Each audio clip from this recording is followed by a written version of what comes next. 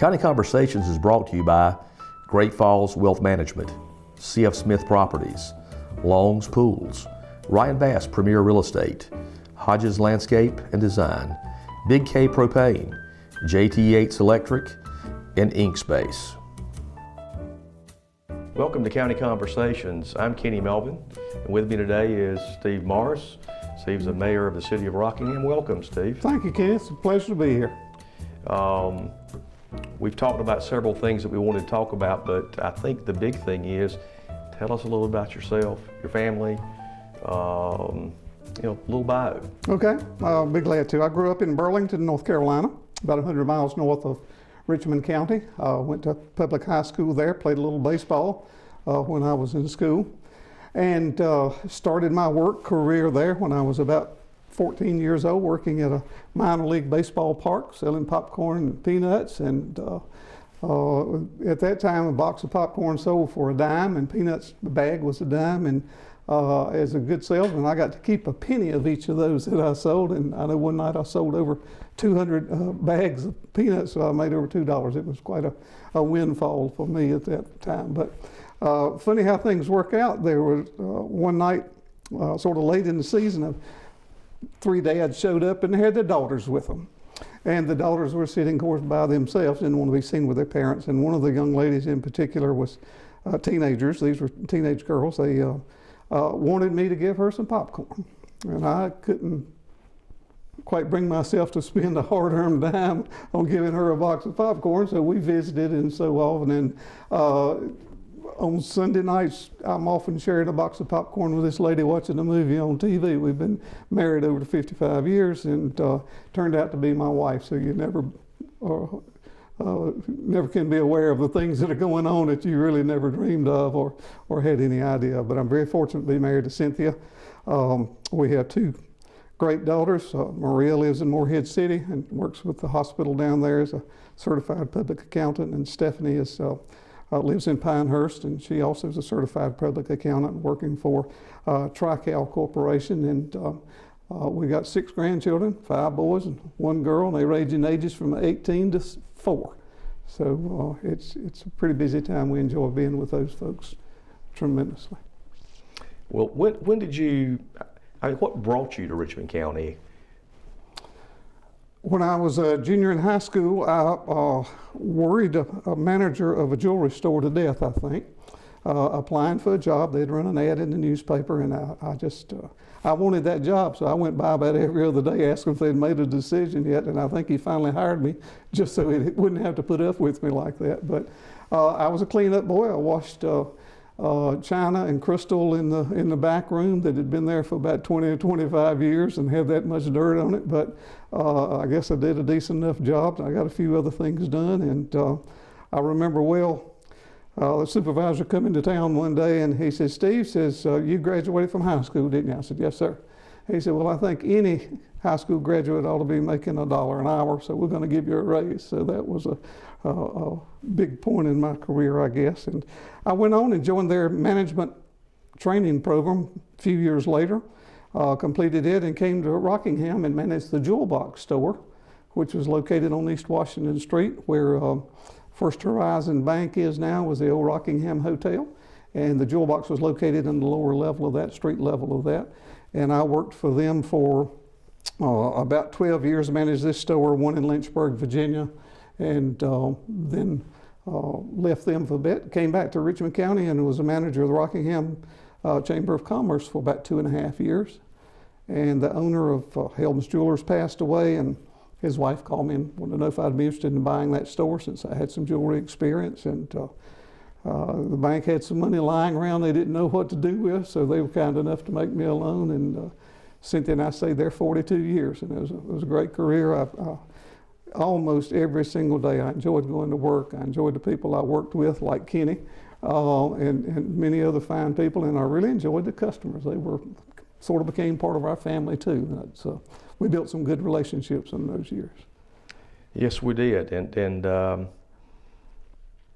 with your political career now, when did you first become interested in politics?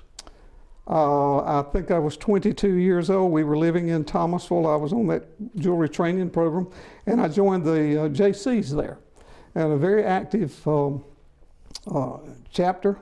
I moved to Lynchburg, Virginia, and joined that chapter up there, and they had a crazy political situation that I was unaware of at the time. We had a fellow that ran for president one night. He was unopposed, and he spent about $300 on refreshments that night for the meeting, and although he was unopposed, and trying to be a good politician and entertain his constituents, and sure enough, he lost. And so I thought, well, if that's what politics is all about, I like this. It sounds pretty interesting. So from there on, it grew into other things as well, and I'm glad I got involved with it. And after you were here on your, I guess that was your third return here, buying the store, about what time in that did you first become involved in politics locally here? As chamber exec, I thought it was part of my job to keep up to date on what went on in the county, and so I attended all the county commissioners meetings. I attended the city council meetings, and just observed what was going on and trying to know what's going on in the community. And interest grew from that, and late 1970s, I ran for city council and won a 2-year seat, and ran for re-election 2 years later, and was re-elected to that.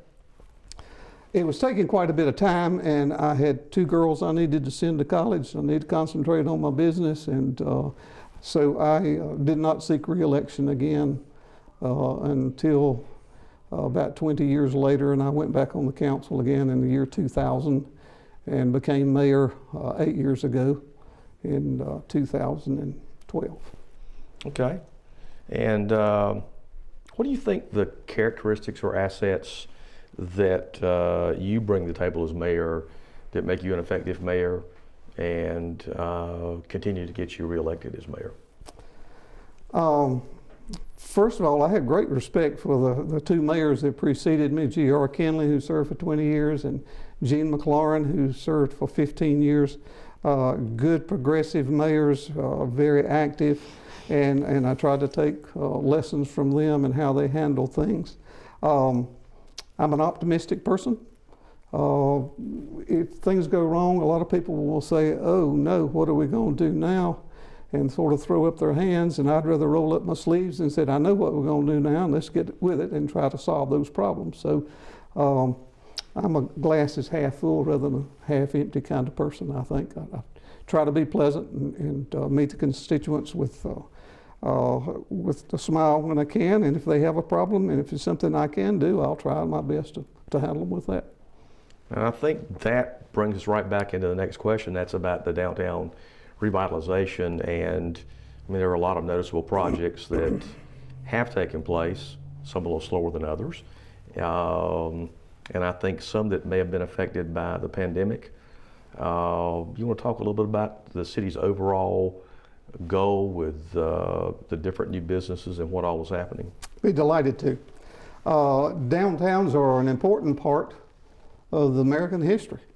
The city halls are there. Oftentimes the state capitol is in a downtown. People go to churches there quite often. They come there to do business. They buy groceries. They meet their friends. They go to restaurants.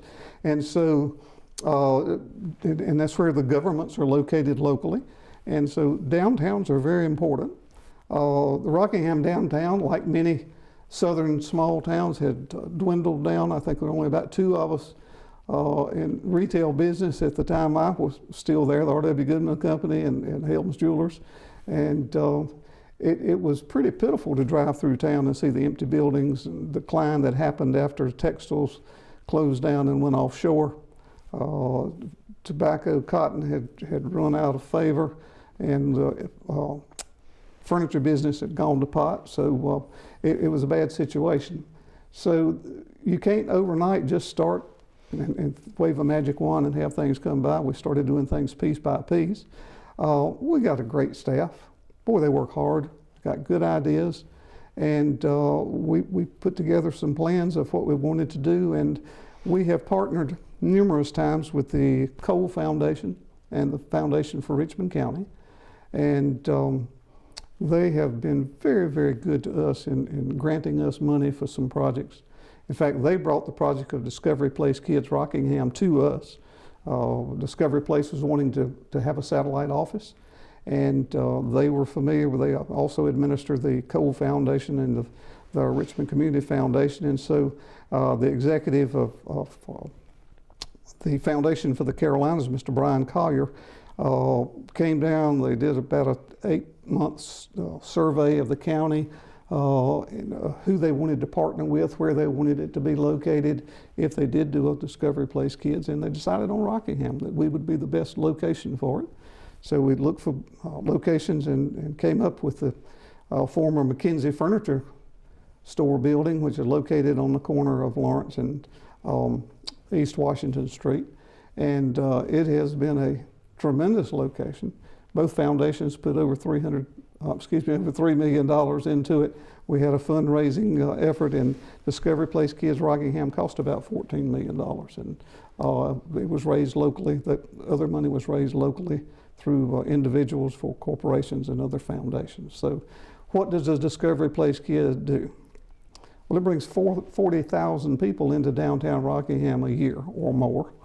And lots of them come and they stay, and it's lunchtime and they need a place to eat. They want some ice cream, they want a sandwich, some slushies, or whatever is available in the area. And so other people said, hey, we want to be close to that. And so we had plenty of local people, about 15 bought properties in downtown, remodeled the buildings. Just like this particular one here, Kenny bought this building and developed it, and you have 6 tenants. That's right. Okay, has 6 tenants in this building, has upgraded it and done lots of improvements to it. All the buildings are owned by local people. They have employees that make their wages here, and most of them live in town. They pay sales tax, property tax, and it's a great situation to have. We've just finished the remote campus for Richmond Community College. Several years ago, Dr. McInnes, the president of the college, and I were having a conversation, and he says, you know, we really need a presence in downtown Rockingham. And at one time, they'd had a small building on Randolph Street right across from the First Methodist Church. And they did night classes, continuing education things mainly there. And so when RW Company closed, R.W. Goodman Company, I'll get it right in a minute. After a few months, Ken Goodman came to the city and said, would you folks be willing to or like to buy this building? I'll make you a very attractive price on it, and he did. And so the city went to Dr. McInnes and said, look, we've got the Goodman building, we'd like to tear it down and build a new building for Richmond Community College. And as far as we know, that had never been done in North Carolina before, a city building a building for the college. And so he agreed, and we've got plans underway, and they opened up in January of this year with a few classes, and it will add more each quarter until it builds out where they have about 200 students a day in that building. It's a state-of-the-art facility. All the equipment is new, all the desks and electronics are new. It's a fabulous building, and a very, very handsome building too. We think that will do the same thing on that end of town that Discovery Place did on this end of town. It'll bring other businesses. Somebody will want to add a sandwich shop or a restaurant, or somebody else a little bookstore perhaps, or whatever. And those buildings will fill up on that end of town too. So that was what the Foundation for the Carolinas really wanted to do. They wanted to build the building for the college, but they also wanted it to be downtown so the city would benefit from that anchor building. I do remember back during some of the early thought processes, I believe city staff took trips to other towns who had some success or a lot of success at revitalizing their downtowns, as far as, you know, what level of involvement it took from the municipality to get that started. Very true. Some of the places y'all visited were, I know, Hartsville. Hartsville was the main place, and again, the Brian Collier from the Foundation for the Carolinas rented a bus and came down and picked us up and about 20 of us went to Hartsville, South Carolina, and looked around. And if you've never been to Hartsville, they have Coker College, which is located in the downtown. And we saw how it interacted with the city and how they had been able to upgrade things in the city in cooperation with the college. And so we came home and said, you know, what we need downtown is a college. And sure enough, we approached Richmond Community College, and it's become a reality now. But there are people there. It's a high traffic area, and it'll bring other folks to downtown as well. And that campus has been, Leah and I were down there recently. Her grandmother and her mother were from Hartsville, and there have been some recent new construction on that campus. It literally looks different. I think it's more opened up, more pathways to get into the campus instead of just one or two main entrances, which makes it sort of flow into downtown. It does. And in between all this, two other buildings the city was involved in is the construction of the building that led to Patton's, and now the old Food King building, which has been upgraded and ready, I guess, for a tenant now. No, we still need to put a floor in it. Need to put a floor, okay. The interesting thing, nobody thought of it. The children that came to Discovery Place as school groups all brought lunches with them. Their school cafeterias prepared a bag lunch as part of their program, and they brought them with them. And there was nowhere in the building for the kids to eat. And they went out and ate on the bus. If it was a pretty day, they sat outside on the, some of them went down to the square or wherever. So they were sort of at mercy of the elements about eating their lunch. And so the city decided we would see what we could do about that, bought a building across the street, and we were going to remodel it. And unfortunately, once we got into it, or fortunately, it was not in condition to be remodeled to get up to code. So we demolished the building and had plans drawn, and eventually wound up renting the building to Tim Patton with a 10-year lease. If you look at the building, on the right side is his restaurant. On the left side is a large dining area, and any kids from schools, groups that come, can carry their lunch over there free of charge and eat in that dining room. After they're gone, Patton's can use that at nighttime and late afternoons for his regular business, and he provides that space at no charge for the school group. So it's a great deal for everybody. And I'm not so sure that's not unique too, because as recent as when our son was in earlier grades and we took field trips to Raleigh to the Museum of Natural History, you know, the teachers would get the coolers off the back of the bus about the times the kids were coming out of the museum and just sit in the courtyard. And if it had been raining, there was nowhere to go. Yeah. And I don't know that I've seen that other places, but it's a neat concept. It's a 2-for-1, I guess, is the way you can look at that. It is, and he gets used to that building all the rest of the day, and on weekends when there's not school groups there, or any day there's not a school group, he can use both sides of it. So. And that revenue from leasing that building to the private business will continue to come back to the city that can be reinvested in maybe additional projects. At the end of 10 years, he will have completely paid for the building except for $40,000. So it's a pretty good lease. It's a good lease for him. It was fully furnished, stoves, chairs, tables, everything. He walked in, turned the key, and walked into a business that was ready to start serving food. So it was a good deal for him. It was a real good deal for the city. Again, city staff had the foresight to put all this together and really worked very, very hard in all these projects. We bought the old Food King grocery store building. It's been painted. It has a new roof, which it badly needed. It needs a new floor in it. And we've just come across the money to do that, so that'll be getting started in the near future, I'm sure. Well, the landscaping out front is a nice addition because, you know, I know the entrance to Rockingham is really further north up US 1, but when it comes to downtown, it's pretty much the Leak Wall House. Yes. Right about there when you make the turn. And the plantings and the lighting there really makes it stand out. And you know, even the what some people think the Christmas lights haven't been taken down, you know, it makes it a nice sparkly drive through downtown Rockingham and inviting.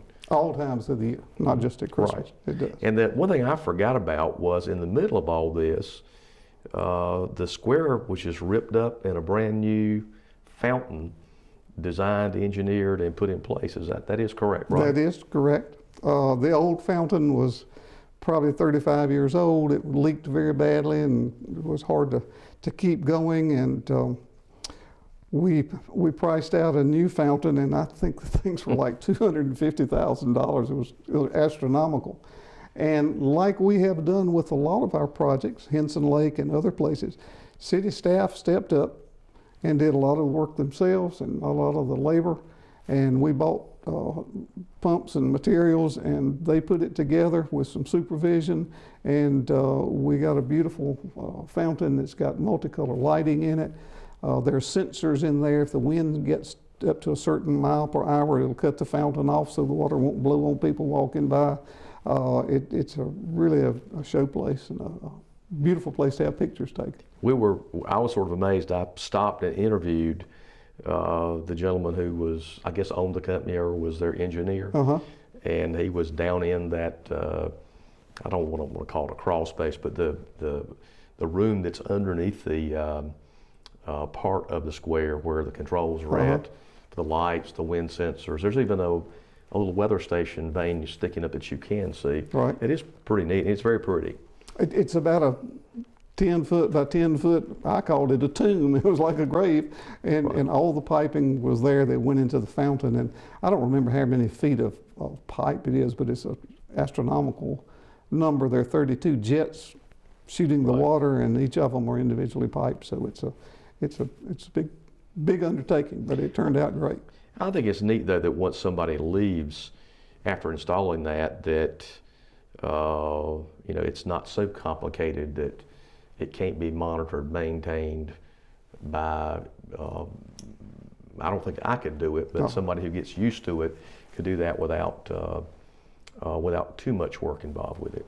The city staff just is amazing the things that they can and will do. They're always anxious to take on a special project. Lots of them will work overtime on things. I know the footbridge at Henson Lake out at the end of the lake, I forgot what the estimate to have that built was, but it was tremendous about. City staff built it. They built the docks. They did all that as part of their normal work load and did a great job of it. They keep the trees out of Hitchcock Creek when they fall from storms, and they'll cut those up, re-clean the creek, and it's just, we got some great people that work for the city. And the city has recently, that whole project was a combination of city government and state wildlife. Is that correct? That's true. And recently a lot of those footbridges and docks were replaced or repaired or re-engineered. They were replaced completely. The North Carolina Wildlife Commission built the docks and came and installed them and made the boat ramp a little longer to make it easier for people to get their boats in and out of there, and made a new fishing pier, and that area over there was improved a great deal. And the city built a disc golf course over there. If you've never been out and seen that, it's worth going to see. You enter over on the far side of the lake, turn in on Mallard Lane in front of Purdue, and go down and turn left at the body shop there, and there's another parking area, and there's 18-hole disc golf. Our staff's very familiar with that course. Okay, and the city's crew drew it out and took the equipment out there and cleared the trees out, and it's a neat place. I enjoy going out, especially with my grandchildren. It's fun. Any other projects that the city has up their sleeves that is public yet, or does that pretty much cover everything as far as overall? I don't know of anything larger. The college has taken so much time and energy and effort to get that project finished that we hadn't really had time to work on much else. And we'll be on the ball and rolling with something else. But we had a 40-year lease on a cell tower that was put on top of the water tank at City Hall.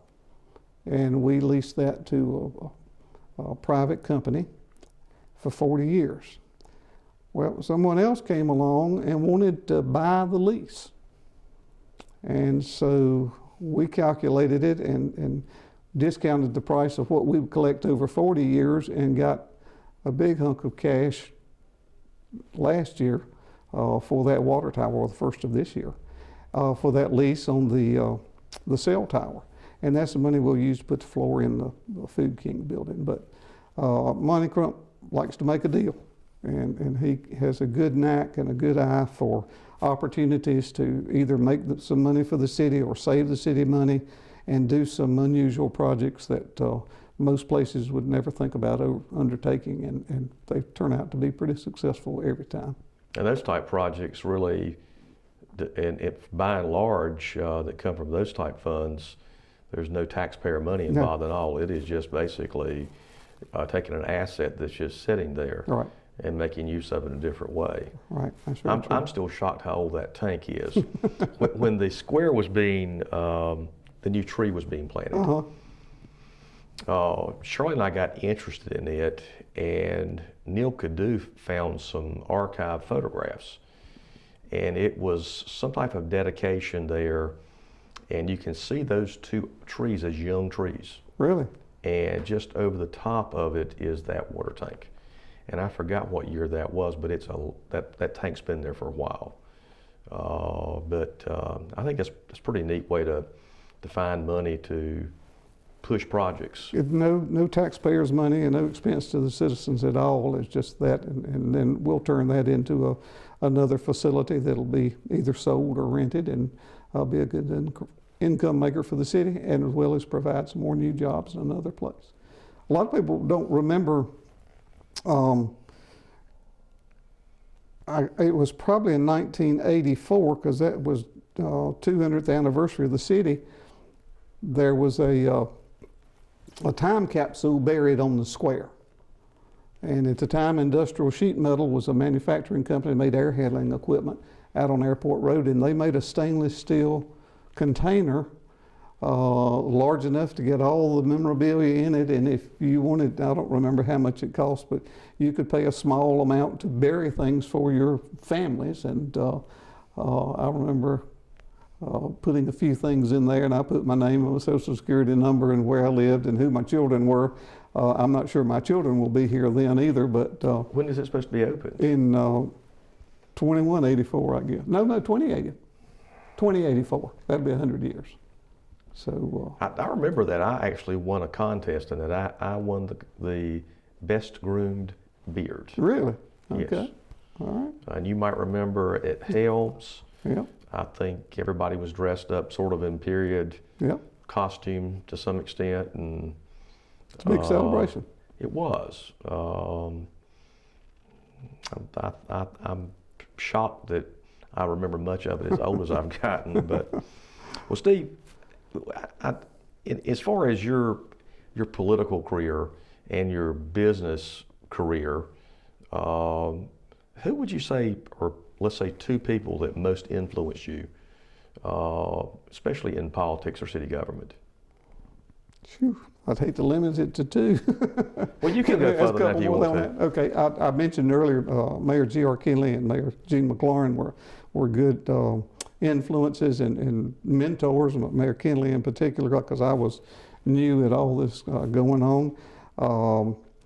Ed Chisholm, Glenn White, Robert Hutchinson were council persons back at that time. J.C. Watkins, Bill Blackwell, just a lot of people that I was careful to listen to and see what their ideas were and find out why they felt that way about issues, and I learned a lot from those folks. And I always get advice from my wife too. She's never at a loss for ideas of what we ought to do, and that's good. And I do know I seem to remember that either in your first stint at City Council or the second one, Dr. Gandy and yourself were quite involved with the library, the renovations of the Winn-Dixie property into the library. Yeah, I'm sorry, I forgot to mention Dr. Gandy. He was very, very much a mentor to me as well. And he and I were fortunate enough to work with Ms. Leith on turning that old Winn-Dixie store into a state-of-the-art library at the time. And she was such a delight to work with, and that was a great one of the highlights of my life is dealing with her in that project. Well, I hope the next project the city has, I hope the old worries that we used to have on the downtown corporation of parking, I hope parking gets so scarce the city finds itself having to build a parking deck. That would be a blessing. If